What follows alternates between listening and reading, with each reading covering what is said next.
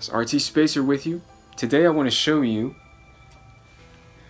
what I did on the axles of the Greenlight Ram 2500.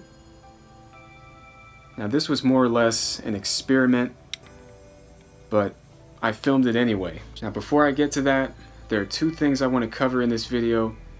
First, COPPA, and second, Tesla and their new Cybertruck and what I think of it so far. Now if you want to skip past this part and onto the footage, that's fine with me.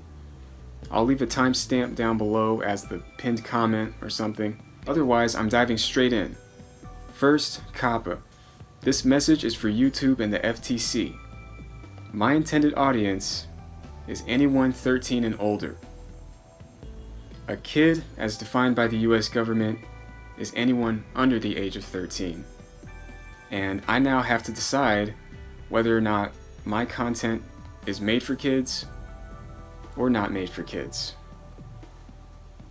Now I believe if you mark it as made for kids, it basically disappears off of YouTube and goes to YouTube Kids, where I think only those 12 and younger will see it.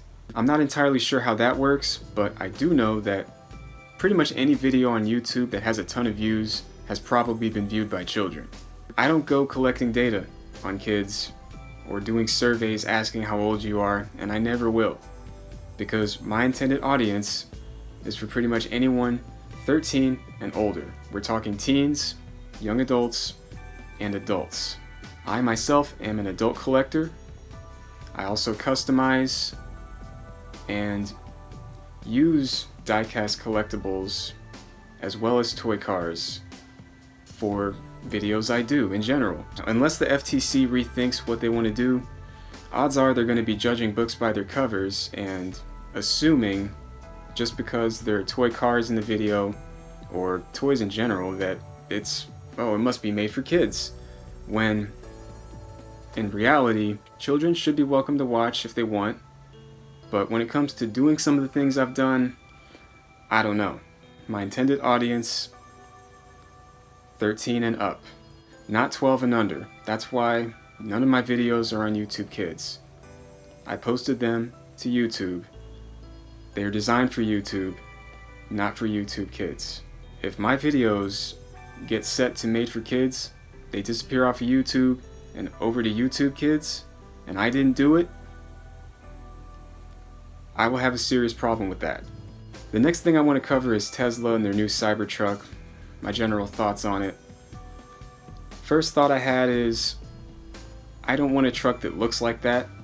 Like, I don't even care how advanced it supposedly is. Like, I don't want a truck that looks like that. Some problems I have with it are, A, will this truck pass tests it needs to pass in America? Can it even be built in America?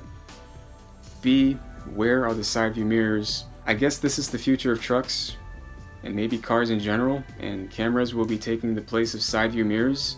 I as a driver I don't want side view mirrors, I need side view mirrors. Make that towing mirrors if there's going to be a large enclosed trailer in tow. C, the lights. I don't know about you, but I thought I saw total stage lights for headlights, and that is not fun as a driver. It doesn't matter if those lights are in front of you or behind you. Okay, on a rainy night, I really need to be able to see to know where I'm going. And there have been a lot of times where I risk being temporarily blinded if I look into my rearview mirror, but that's another story. We could save that for later. So you've heard my thoughts on these things. I'm interested to hear what you have to say about COPPA, the Tesla Cybertruck, what you like, what you don't like.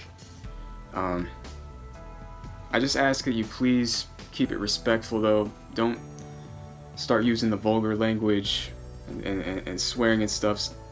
Some people do that and that's fine, but YouTube could possibly remove your comment when you use language like that, and that's trouble you could save yourself from. So with that, it's time for me to move on to what I did with these axles. Now, very often I start into things without telling anybody or asking anybody. I just dive right in. Sometimes I film it and sometimes I don't.